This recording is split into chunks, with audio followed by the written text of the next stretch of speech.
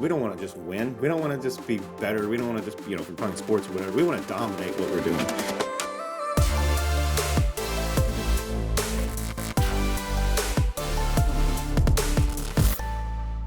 All right, welcome to the Menlo Experience. This is Brad Sant, your host with Kyle Block here, and we're right smack in the holidays. It's the holidays? I heard. It's the holidays. There's another song. A lot like Christmas. That's what I've heard. There we go. I mean, the hats. The hats are good, right? Yep. Mm-hmm. Yep. It's a good starting place. It is. I mean, I feel like the hats are only just, like the least amount you can get excited about the holidays, though, right? I mean, have you ever just gone crazier on the holidays? I think you were at our Christmas party, so how was that? Holiday party, I should say. We were about to release our video here, and the holiday party was a blast. It was pretty crazy. Why don't you tell people that weren't there what you were wearing for this holiday party? It was, let's just say it was imported sequins. It was imported. Imported sequins right from Shein. That's right. That's China. Right. It was a matching blazer pant outfit, and I think, it really brought the spirit. You killed it. You killed it. But I should mention you have killed it. I did kill it, but you got audience vote for best dressed. Yeah, but wait a second. We need to go back to the original plan because I only got that because, of our Shein order going wrong. Well, that's true. So I was responsible. Sometimes I failed too. Okay, so you know what? I just wanted to highlight that so everybody knew that. That's really what it was. Yep. Look, sitting there, I was going to order 2 matching outfits, and unfortunately, I ended up with 3 pairs of pants and 1 jacket. But who's counting, right? I mean, I was counting. We all have things to improve on next year. That's right. Yeah. But yes, I did win that. Whether we checked the votes or not, or whether I voted 30 times, I guess we'll never know. Well, you know what? Sometimes it doesn't matter. You take home the prize. You just own it. So That's right. That's right. All right. So it's been a little while since we had a Thanksgiving break in there and back at it. So what's been going on? It's been a lot going on. We had our annual planning time. Right before the annual planning time, you got a little bit of F1 action in. Yeah, which was, absolutely. Went to a Formula One race in Las Vegas. Yeah, tell us about that. So, something amazing to me, just as I was sitting there so fast down the straightaway, I couldn't even hardly turn my head as they buzzed by. And drivers going I think the top speed was 217 miles an hour on the set. Yeah. So just think of how focused those drivers are going at that pace, and pretty much everything has to be slow motion to them, right? Yeah. As they deal with those corners and reacting to things. And I was just sitting there thinking, how do we bring that into the business? That type of speed, but that type of precision at the same time. Yeah, that type of reaction, that type of intensity. Right. It's there's a lot of money in Formula One too, more than I had ever seen before. Just in terms of a business and bringing people out and that kind of spectacle. It was pretty wild. Was it the first time in Vegas? First time, first time, 10-year deal. So 10 years, plenty of time to go on forward. But yeah, to me the lesson is high intensity, high performance, but also extreme focus at the end of the day. Yeah. Yeah, those guys are amazing. The way that they train, the way they focus. I love one of the drills is kind of this intense whack-a-mole drill, but it's just, they practice that intensity of reaction, that reaction time, and their speed to that. I've seen them do the ball drop reactions, right? And I've seen them with the light reactions as well, and the need for speed. The drive to survive. Drive to survive. Yep. And, on Netflix, and amazing just the level of intense training that they go through to get it. Yeah. And amazing the level of just scrutiny when on their driving, right? I mean, and how long they last if they're not putting up results, right? Right. And so the crazy thing about it too is, and we're going to talk a little bit about our planning that we kind of did some values work on, but.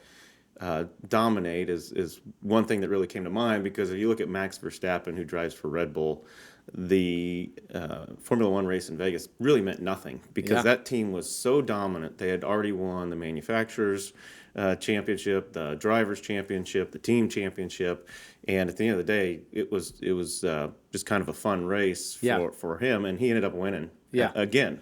So that kind of just total domination from the teamwork that they've got, and the you gotta love though, he's that far ahead, they've won that much, and they're not slowing. No, he's not. He's still out there winning. They're still going to be dominating. And he had a 10-second penalty, I think, or a 5-second penalty, something, and he still ended up winning the race. It was pretty crazy. But I mean, you're talking about bringing it home, and that kind of consistency and dominance is pretty wild, and Yeah. especially in a sport. Yeah. The interesting thing, I was listening to an IndyCar team owner, and he was talking about in the country of the U.S., we don't like a lot of dominant teams, right? Everybody likes, we like Patrick Mahomes. We see he's the quarterback. We obviously want our Chiefs to win all season, Yep. but America doesn't want to see the Chiefs win every year, right? And so Formula One's an interesting sport. You go over to Europe, they like that. They like seeing that kind of high performance, high domination in the sport. So Interesting. Why do you think we don't like that? I don't know. I think What's it's that a say competitive about thing. us? I think it's a competitive nature of America, the grind and wanting to see or at least have the idea that you can work really hard and get on top. Yeah. Interesting. Yeah. Yeah, the dominance that they're showing right now is really interesting too because it comes on the heels of Mercedes being so dominant Yep. with Lewis Hamilton. Yep. And so, so they were dominant, and I think he won eight years in a row. Is that right? Something like that. I mean, 7 or it's 8 quite a years in a bit, row. And so, that level of dominance that they showed for so long, but now just how fast that's flipped. Yep. And really it's Verstappen that's just It's crazy. crazy. Wild. Yep. So after that, Any then, funny stories from the F1? oh, You did tell me a funny story after their practice round when they were doing the laps and a manhole cover came flying. that out. was the first opening practice round. Yeah. The pretty crazy. They going so fast. Obviously, there was a manhole or a drain cover that wasn't secured. Flew up, busted out the bottom of the engine, and particular driver was penalized because he had already had a certain number of changes in the year or whatever, and so just kind of had to live with that. But quick engineering was pretty wild. They shut the practice down for 4 hours or so, went around all the track, pulled those covers off, filled them with sand, and then paved over them. And then the engineering back is pull the pavement off, pull the sand out, and put the cover back down. So pretty wild the things that they'll do to really get that race going in a short period of time. amazing. So, yeah. But after that, right. we had our Yep. leadership kind of retreat and Yep. did some annual planning. What stood out to you from that? We spent something like close to 20 hours just talking about the current status of the business, current status of our team, current status of where we're headed, what the next few years look like, and it was man, it was fun. Honestly, I had a lot of fun just talking about with you and Jason just where we're headed, doing our SWOT analysis together and discussing that, and really, I mean, honestly, one of the highlights was we spent over 2 hours just talking through our values and talking with you about kind of the exercise you've gone through. Why don't you share a little bit of the background on the exercise that we went through that you went through to get to that point? Yeah. Several years ago, we kind of sat together as a leadership team and put values together for the organization. And it's not that they were bad values, but sometimes I found myself kind of working against them, or maybe the best way to say it is they weren't as intense as I kind of wanted them to be for what we're trying to achieve here. And so it kind of always bothered me for a little bit. And in the fall, I started an exercise. I think I went to about 10 different websites and just found lists of value words, 60, 70, 100 words, Yeah. and went through just with a paper, highlighted them, went down there another day, highlighted the next list, put them all on a nerdy spreadsheet and totaled up which ones were coming up on top. You used a pivot table, didn't you? Let's admit it. Let's Did I admit show it. you that table? No. Oh. Did you use a pivot table? I did use a Of pivot course table. you Yeah, did. of course I did. But so got them all on there, and really quickly there were some that were rising to the top. Some that were really obvious to me, but there are others that I really did find as a value, and just maybe didn't stand out as much, or without kind of a reflection didn't pop to the top. So, and I read a book that talked about this, which was if your owner's values or your leader's values in the organization don't align with the company values, we're going to be at odds, right? And so Yeah. getting those things aligned and true to what we are is really important. And then after my little pivot table exercise, Yes. that you're making fun of me for, but I was using colors and everything. Oh, So it was a no worries. sophisticated It was, pivot it table. was. Don't get me wrong. But the three of us came together and we kind of worked on that. I think we had it down to like 40 words or something, Yeah. right? And so Yeah. trying to talk about how best to organize this. And I think the interesting part about it is all these cultural things and all of this high performance stuff that we were talking about really started to mirror up directly with these values that were coming to light. So it was a good exercise and really got me excited and energized afterwards. I don't know, what was your take on it? Well, I think it was interesting that you said there were there's kind of different philosophies around company values, right? And, that you were kind of, walked through an exercise with someone, to kind of as a team come up with those values, but you were kind of told to not talk up, right? And I think that's an interesting, we had some good conversations around that because it's an interesting thing to think about how the founder, CEO of a company would not be the one to drive the core values of the company that reflects the founder, right? And so I love that we were able to just spend a lot of time just talking about what drives you as an individual, and I think that you doing the work then to kind of come through with this list and put a lot of time into that, it made for a really good discussion about what gets you jazzed, what gets you excited, right? And it's not that every component on this list, everyone has to naturally default be at the same level, that you are on these things. But if they don't get excited about those things, then how can they really get excited and behind, what you're trying to see accomplished as the founder, as the leader, right? And so it was just a really fun discussion, talking about the values and I think as we took your pivot table, which was fantastic, by the way. We took your pivot table. You saw it or you didn't see it? You creeping on my pivot table? I don't know. I don't remember if I saw your pivot table or not. Just trying Maybe to I did, and that's why I fact checked. Yeah, probably not. I don't know. You put it up there. At some point, we ended up looking at the table. It was up there, and we took all of your words that you had and, really tried to just kind of sort them into some key groups. And that was a lot of fun. And I want to talk through those together because I want to hear from you and I want our team to hear from you. Just, when these words come up, what comes to your mind? And why is this a core value that drives you on a daily basis? And how do we see that really impacting our team? Yeah. And I think before we jump into that, you had a really good point, which is as we look at these are what I value and going forward what the organization values. That doesn't mean everybody is exhibiting these all the time or we look for that to happen in many ways, but it's really about back again. All right. That's right. Our listeners will know what that's really about. Our true listeners. Our true listeners. That's right. Great. All three of them. But it's about building a team, right? So it's about bringing all these things together. That's right. And as we make decisions, how we balance those and go forward. But, the top of the list here is results, right? In terms of a value. Number one. Right. And so what's the point of doing all of this if we're not getting any results, right? Yeah. So we have to be focused on these efforts and these actions and all these things we're doing. Does it matter? Are we getting anything out of it, or is it just to check a box? Or a lot of times people assume it's working or something's not. And we had a big conversation at that leadership retreat about how do we know?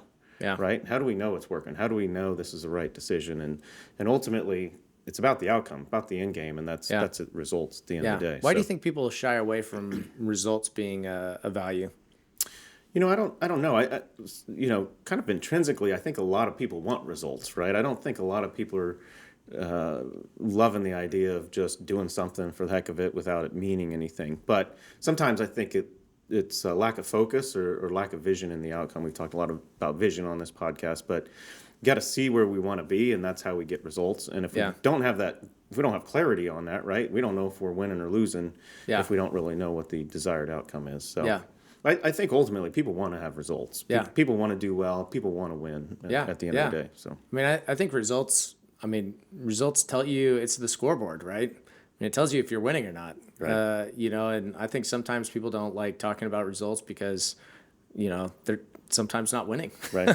And it's just pretty, are we winning or not? Right. Is when you look at the scoreboard. Right. And last week when the Chiefs lost, we didn't like looking at the scoreboard. We didn't like looking at the results. Right. And and we can complain or whine or whatever, but at the end of the day, like, we didn't put the effort together to win, Right. right? Right. And so I think I was talking with someone this week about the 5 dysfunctions of a team from Patrick Lencioni. And one of the 5 dysfunctions is inattention to results. And so if you don't pay attention to results, you can have the nicest people and the nicest team and the nicest, company that is not achieving what they set out to do, right? Right. And ultimately for our customers, for our schools, for our service levels, for our technology, we need results. Right. Otherwise it impacts students, it impacts kids, learning environments. Well, and ultimately, as the leader of the organization, it's my job to make sure we're driving towards results, and we can bring in all kinds of other factors, whether it's what people are contributing to a team, or how nice they are, or tickets and how they're going. But ultimately, if we're not getting results at the end of the day, that's got to drive everything first, and then that's the pillar that we have to stand on. Yep. Otherwise, again, what are we doing here? And businesses are ultimately designed to make money and grow or die, right? Yep. And so results are going to drive that. But I think the next one right behind that, you've probably known me to be this, but passion is 100% a value of mine, and intensity in that passion, I think, critical to our organization. And I want everybody in the organization to be passionate about what they do. Yeah. I mean, at the students, the teachers, that's who we're serving. Ultimately, we want to be passionate about solving that. What's your thought on that? Yeah, someone apologized to me this week about, I may have gotten a little intense, and I was like, you probably need to get a little more intense. Right. And I think that passion, I love that passion stems from the word, suffering, right? And so it's this willingness, to really, just suffer and get in the fight and like deal with the pain and like, let's go, like, let's make this happen. And so I do think that sometimes I think as the leader of a company, it's hard to exhibit the level of passion without making it feel like you might scare people off. I know you and I have had a lot of conversations about, should you show the level of intensity that you actually have to people or not? Because I think at times you've told me that you're afraid of kind of scaring people. I'll dial it back. Yeah, you'll say you're dialing it back, and I'm like, stop dialing it back. Let's go. And that's but why do you feel that? Is that some past? Is that some like what causes you to kind of dial back?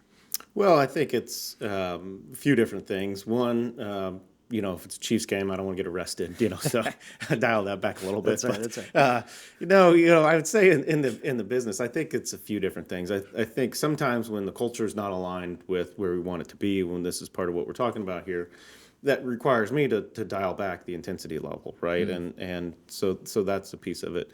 But also I try to manage to the situation, right? I think that's what any good leader does. And sometimes there are times to show some strong passion, and there's some times to hone it in a little bit. But more and more, I think, as we drive forward, everybody's passionate. We're working together. You mentioned 5 dysfunctions of the team. We've got trust, and we've got good conflict in there. That's where that passion can really come through and drive to those results that we're talking about. So that's my thought. But the next one on the list, speed, right? We got to move fast. We're in a fast-paced industry. We've got a lot of customers, a lot of tickets, a lot of things that we're trying to do, and we've got heavy growth goals that we're trying to achieve. Yeah. We got to move fast, and some of that moving fast is determining, is this working or not? Are we getting results on that? And let it fail fast and move on to the next thing. So also with that comes speed.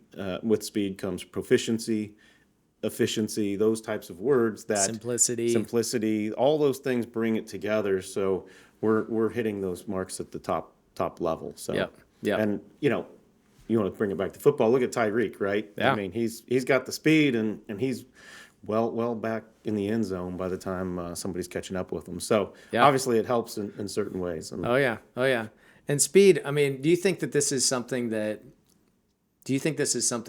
can be learned and can be improved on? Oh, absolutely. I think the better you get at something, the faster you are, right? Yeah. But it takes honing your craft. It takes another value on here we'll get to in a minute, but improvement, right? I mean, you have to be working at that, and you build natural muscle reflexes in a lot of ways that will help you go faster. But, I would say people have different paces, right? And our pace of play in the organization is a fast one, right? Yeah. And so if that's something you love, then this organization is all about that and moving quickly. Yeah. And sometimes the really the driver for speed is being able to trust your gut or trust your instincts, right? So Yeah. that you can move quickly, make those decisions that matter. Yeah. And I think your point about honing your craft. It does seem like athletics is a great picture for this because I don't get faster at running a mile by not running. right. Right, like if I'm not exercising on a consistent basis, I'm not getting faster, and so I think that in business, you don't increase your speed or increase your skills by not working on them, right? And honing those skills. And so I think that, as we look at F1, as we were talking about, some of the speed and reaction times and things like that, they practice speed. They practice reaction. They practice over and over and over again at a high level. And so I think that as we talk about speed, that productivity, efficiency is huge. Well, and we're all probably terrible the first time we try something, right? Yeah. And that practice and that repetition and working on that is how you get faster, and again, from a speed perspective, but really productive and efficient at those sorts of things. Yeah. But the next one we bring together is we don't want to just win. We don't want to just be better. We don't want to just, if we're talking sports or whatever, we want to dominate what we're doing. And you heard me in a meeting yesterday say, if we're not going to dominate it, what's the point? Why are we even doing this? And I think we need to use that value to decide, is this worth our time? Is this something we should be doing? And are we putting in the effort to truly do that? Yeah. So, Yeah. We want to be the Red Bull Racing right. of our business and our industry. Right. And if we can't be that, then we have no desire to be. Well, I don't even know what the other names in Drive to Survive. What's the pink Well, team? there's the McLaren team, and they're. Well, I mean, McLaren's. They're doing better. Yeah, they're doing all right. They're doing all right. Lance Stroll owns the pink team. I can't think of the name yeah, of it. yeah. But you look at your comments on Mercedes, though. When you're dominating, that doesn't mean you're always going to be at top. So you have to continually try and move forward and improve. So improvement is another one on these values lists that we have to always be improving. And a continuous improvement mindset is something I've personally always had. Just an internal challenge to do that better, but. Organizationally, we have to value that, and so I think what Shane was saying in the meeting was really impressive with what he's doing his team. Why don't you talk a little bit about that? Yeah, Shane has just taken the extreme ownership that we've talked about earlier in the series, and he's just embodied that with his team. I love that he's got an improvement plan, both personally and professionally, for every person on his team, and he listed them out for us in rapid succession, and told us, one of his guys just got his green belt on his team, and one of his guys is passing career tests, some certifications that he was going for, and one of the guys is just trying to be, a young guy trying to figure out life and has his own individual goals, and but it was, watching that he knew as a leader the individual improvement plans for each of the people on his team. I thought that was incredibly challenging to me because I think I can tend to just be very me focused on my own improvement plan. And maybe in a quarterly eval or an annual planning or something like that, know what's going on, for my team, but really know personally, professionally, what are their goals? What are their aspirations? What are the steps they're taking to achieve those? How can I help them hold them accountable to achieve those goals? It was at just another level that I think that we need to see modeled throughout our whole organization. What I love that some of what they were improving was personal stuff. Yeah. It doesn't necessarily translate to an exact goal or action for the business, but I believe it creates a culture of continuous improvement. That's ultimately so. That's a personal improvement's thing. contagious, right? Exactly. When you're improving in one area, you improve in another area, and it's it impacts personal, professional. You start impacting the people around you as well because it's contagious to them There's too. some competition in it sometimes, and Yes. all of that. So that's good. But so improvement is there. But we talked a little bit about some of these words that maybe didn't stand out to me right away. But as I did this exercise. I just kind of started obsessing over almost because I thought it was such an important value, and that was the word decisive.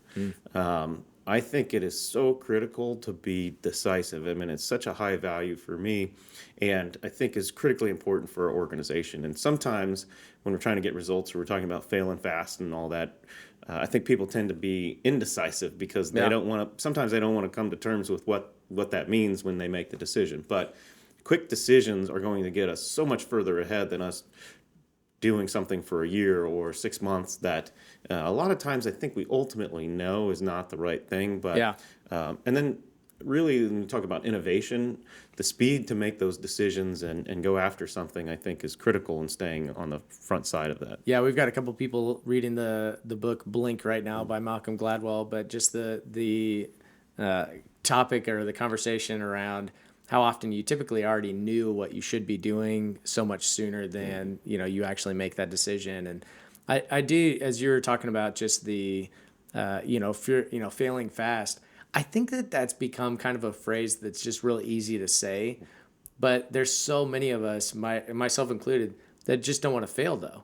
So they're like, yeah, we need to fail fast, fail forward, fail upwards, whatever, the phrase you want to use. But this, I think that most people at a gut level just really genuinely don't want to fail. Yeah. And so because it's taken as a personal failure, and yet, EOS, the method that we use on a regular basis, would say that if you're not hitting your goals, if you're hitting all of them, you're not setting high enough goals, right? And so you should be only hitting 80% of your goals. Otherwise, you're not setting high enough standards, high enough targets to go after. And I think that for us, with that decisiveness, the speed to make that decision, the speed to make that change, is, and to have 80% of the information to making that decision, is something that can set us up for success, or cause us to have the paralysis of analysis, and sitting there spinning our wheels. Well, I'm a data guy. You probably heard that You about are? my pivot tables. Yeah, They're yeah. really legendary if you They ever want to see one. legendary But pivot tables. yeah, Go look at Brad. Google him on YouTube. they're a thing. Do you Google on YouTube? That's probably not actually a thing. You don't Google on YouTube. You can search in YouTube. Yeah. Anyways, I don't know. go ahead. I'm not a nerd. Back to your But data. Yes, my data. Go back to the data Normally, I think normally you talk about the book Blink. Normally, your gut will tell you. At least for me, I feel like I know, but I get trapped into this looking for some sort of data, some sort of information that's going to back up my instinct, right? Yeah. And you just can't completely decide. But I think, as we were organizing these words, the words confidence and commit were ultimately something I kind of pushed to get organized under decisive. And I think you have to trust yourself. You have to trust, you have to have confidence to trust your experience or your knowledge or your information at the time to make the best decision, not the perfect decision, right? I think you talk about failing, we get caught up in perfection and all that. So make the decision and commit. Don't be wishy-washy on it, commit. And then you own it, right? But I think if you go through that process and you own it, whether it's a failure or not, I guess it's all kind of perspective. Could be a learning experience, right? But if you own it, I think everybody around you respects you, trusts that if they're making a decision, you're gonna own it and take responsibility for it, and they're gonna get behind it. So just even that kind of fervor in making a decision, I think, lends itself to success more than maybe something that you're wishy-washy, but people aren't invested in because they're not really following that. So just a thought there. But that goes along with the next one, which is bold. You got to be bold thinking, big vision, really ambitious in the way we go at things. And some of that is decision-making. So when you're going to make bold decisions, there may be higher risk of failure, but it's just one of those that you've got to do. Which means we've got to create an environment where people can fail and move on. Right? Learn from the failure and move forward. That celebrate the boldness, celebrate the decisiveness, and that's I think that those type of decisions, those type of actions being celebrated get repeated. Yeah, I agree. Random bird walk, but I got a Christmas tree and some stockings here. I was thinking of, what was your Spotify Wrapped for the year? Oh my goodness! Did Mariah end up on I got yours? a personal message from Tay Tay. Oh, so, did you? Yeah. Oh yeah. Taylor's coming in hot. She sent me a message. Wow. Yeah, that's true. But apparently it's the same message. Probably another 6 billion people got on the Probably. planet. I don't know. Yeah, I didn't get that. Mariah didn't Did send me Mariah one. send No, you I one? didn't. No, Oh, but it no was Christmas on there, card. wasn't it? Didn't make the list. I If do you can appreciate believe that it. was the first song you played at our holiday party before anybody got there. That just is for a the lie. record. I do No, not have that on. I remember. Oh yeah, I did. Yeah. I streamed that on my phone. Yes, look at you that's calling correct. me a Yeah. liar. Yeah, I think do we have a remember that. pattern Yeah, here okay. of who's the liar. Yeah, in well, this one, maybe. so. It didn't make the list. It was the first time I Yep, played it all yep, season. yep, So yep, yeah. yep. Well, okay. Well, what was your top song? I think my top song was one of my kids. Oh, God, what was the blaming name your of it? kids now? I know it Listen. was my boys' playlist. Listen, take It's like account- one of the Dude Perfect songs. I don't remember. Take the name of the song. accountability for your Yeah, list. Take yeah, it was accountability. that. It was, but I don't remember which one. Okay. Yeah. Oh, I think it was Ninja Archer. That's my 8-year-old's favorite one. Okay. All Yeah, right. yeah. Well, Ninja they have Archer. a family Look it up. plan for that, so you don't have to I be able to know. blame that next year. That on your- literally, my wife told me we're getting the family plan. So Yeah. that's That algorithm's supposedly yeah, screwing yeah. you She's up. tired of the algorithm Okay. screwing it up too. Alright, So that's fine. All right. that's right. Right. But Well, Mariah's back, huh? okay. No, Mariah's No? not on my list. What? She's never made my list. Okay. All right. That's not what fine. Krista says. So. Well, so she's got her own playlist. That's probably on hers. So anyway, All right. I digress. But Yep. I think this comes around. We talk about Christmas party, right? Yeah. So we got to play hard. We're going to do Yeah. all this work. We're Yeah. going to go to all this effort. Like, Oh, man. we got to play hard. So That was fun. We got to huge. Yeah. celebrate our employees that are just crushing it right now. We got right. to celebrate the team. Probably had close to 40 awards we handed out, which was just a lot of fun. That was fun, yeah. Celebrating the people that have been there for 5 years, 10 years, and that was fun to just I think meaningful just to be able to get to point out who's just some of our amazing team members. And Yeah, one thing I'm really proud of, I mean, we have a person that hit 10 years this year, and that's, from a company perspective, that's a $7,500 trip wherever they want to go. And that's really something I love because they've worked really hard for us. They've put in a lot of time for us. We can have them hopefully create a great memory relaxing without us, right? Getting away from us. And, we're right next to them the whole time. That's right. No, So- we're excited for them to be able to do great. that, and I also think someone was at the party with someone's spouse was telling me their Christmas party or holiday party was at their office, in a meeting room, and I was like, yeah, that's just not us, and we threw a party where I didn't realize we were on the other side of a nightclub downtown, and so but just a swanky spot down in Crossroads District, and shout out to Society. That was That's a right. great It's a great location. location, But yeah, just really fun time. It was great. And we had your photo up on the wall. The yes. Santa. Check Christmas. social media. I'm sure it'll be there somewhere. It's So, there. It's there. Watch our video. It's, My kids saw that photo and they're like, "Dad, did you really gain that much weight?" And I was like, "Yeah. That was like the Santa Claus. They've seen the Santa Claus, They see how that works Yeah. in seconds, right? But yeah. If anybody needs a had to pun explain it. explanation, the Santa Claus. Santa Claus, yeah. And the They can go Claus. figure it Yeah, out. it's fine. But bringing it home, I think got to have some strategy, right? Some Yep. strategy. You got to plan a Christmas party with strategy, holiday party.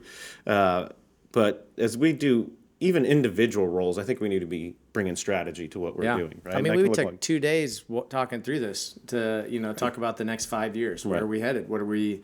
What's going to hold us back? What are our threats? What are our opportunities? And we talked strategy for 2 days. for days. Yeah, for literally days, for days. literally. We talked, yeah. I think we talked on a previous podcast about the difference in business is made up in all these nuances, right? These little things that set you ahead over others. And that's where, to me, strategy comes in. Yeah. We have the word sophisticated and smart in there that I think is our differentiator, sets us apart when we're able to pull those things off. And everybody in each role, whether you're thought of in a strategic role or not, you can bring strategy to what you're doing on a daily basis. So Yeah. It's when you think of sophistication, what comes to your mind there? Sophisticated strategy. I think well thought out brings some sophistication, but creativity comes in there as well. I think coming at things in a different way that may be unique or there's an element of sophistication to that, but that takes creativity to pull that off. So I also think you just really appreciate nuance. I think there's that sophistication is a certain nuance to strategy that just really takes another level of, just thought and Yep. intentionality. Right. We changed our whole process of onboarding. But one of the things that I think has been really fun to do is, since we work in schools and we work with a lot of customers, we do a graduation with them now. And so the graduation with our new customers that are onboarding, we graduate them into being a customer that's onboarded with us. But we used to just call it things like, kickoff meeting and things like that. yeah. But trying to align and just even make those things more intentional, just at a operational level, and really taking that level of sophistication across the entire organization to our customers. Well, that's where I love marketing, and this ties in too, because it's really down to the details, right? I mean, you look at some of the best logos in the world. Even Amazon has got a smile, Yeah. a smile face underneath the logo. All of that flows through, right? So you talk about calling it graduation, right? That's a theme that we can bring all the way through in our marketing campaigns and our delivery, and I don't think those things stand out consciously to people, but when it comes together, it subconsciously helps tell this entire story, right? Yeah. Of everything through and through. Yeah.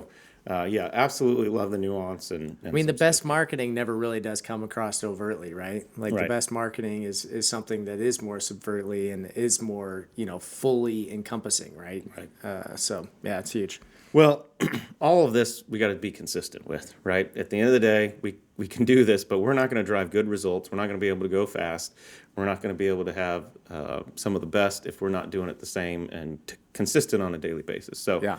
consistency is huge, and then kind of rounding it out, we got to be leaders in what we do, right? Yep. Yep. And that goes the same as we were talking with strategy. That can be in an individual role, but leadership is there. And one thing that stands out to me as a leader, I think the duty is there and is about caring for people. Yep. Right. And so a leader must exhibit that in everything we do. We got to care for our people, both Yep. our customers and our staff internally. Yeah. Yeah. It's I think that the best leaders do realize that there's people on the other side of every interaction, right? And I think that one of our managers, when we talked about this, was asking the question of, should everyone be a leader? And as we're talking about leadership principles and talking about caring about people and talking about valuing the team and working well together as a team, and those leadership principles, whether you're actually managing people or not, if you're a part of a team, I love the executive ownership that we talked about earlier this year. It talks about leading down, leading across, and leading up, right? And so that leadership is something that should impact and be displayed by every one of our team members. So we were talking right before here. I think it's kind of an interesting case study because the Raiders last night just blew the Chargers out. I think the final score may have been 64-27 or something, but they were up 42-0. And at the broadcast, there was a lot of conversation about who's that next head coach going to be. Yeah. And I forget the interim coach's name, but he's never had head coaching experience, right? But he's a leader bringing that entire team together to go out there and just perform their best, right? To own it, show up on a field, perform. And he's bringing these leadership qualities that maybe before weren't stood out, or I guess maybe weren't something that were thought of to have the best experience for the job. But he just is bringing that to the team on a real pure and honest basis that is creating some pretty incredible results. So we're playing him in a couple weeks, I think. So hopefully they forget how to do all that. Hopefully they tone it down by then. That leadership drops a notch. Good news for us, we can probably whoop the Chargers. Well, it's funny that you mentioned, because the Patrick Mahomes was mentioning just the impact that Bieniemy had, and and you and I were talking about whether we've felt the impact of him not being here, and and the impact of a leader that truly does care about people but holds high standards, sets the bar, sets the culture, the temperature in the room. I think we are seeing he did that at a level that maybe a lot of us didn't realize was happening at that level. Unless you were on the team, right? And it's not necessarily saying anything negative about who's there now, but I think it says a lot about Bieniemy and what he, what culture he was setting on the team, and from the sound of it, he set a pretty high bar. And but people loved him. Well, it's execution, right? I think that's what the Chiefs are lacking, and you've got Andy, who's obviously probably one of the best offensive minds in the football league. but they're lacking some of that execution. And I think, as I think about what we do together on a regular basis, Yeah. having that balance and having that teamwork that also sets the vision and the big ideas and the creative and all of that coming together with true execution in the organization. And to your point, I think that's what Bieniemy was bringing, but Yeah. really has fallen apart with some basic discipline in certain areas. So where that lies, I don't know, but there's definitely a difference when that leadership changes for sure. So. Yeah. All right, we're rounding out Okay. 2020. I almost said 2024. You know where mine is. That's Yeah. my mind is. I'm going to We're that already. rounding that up. Yes, rounding it up. If Something. that's a thing. I don't know. Okay, we're closing out. We got a couple weeks left. What Yeah. what are we gonna do? What's on the radar? What are we closing out with? Yeah. Man, well, we're closing out with finalizing our rocks that we had coming into this quarter, which has been fun. We've been getting to the point where everyone in the company has a number. They know their number. They know what they're being, managed by and on. And it's been really good just getting clarity and making sure that we're all kind of operating out of the same EOS system. And so I'm excited to really launch into 2024, making sure that everybody's on the same page. Yep. Now's the time to hit the ground running. We Yep. don't want to start that after plenty of New Year's late nights. Yep. This isn't New Year's resolution. Nope. We're going right now Yep. into the new year. We're not Clearly exactly that's the what mine wait is. till the new year kind of guys. That's right. That's right. So we're just going. We're going now. We're going Yeah. now. So, well, we got a lot to do. I can't wait for next year's podcast series. But for now, this is the Menlo Experience. This is Brad Sant with Kyle Bach. Happy New Year.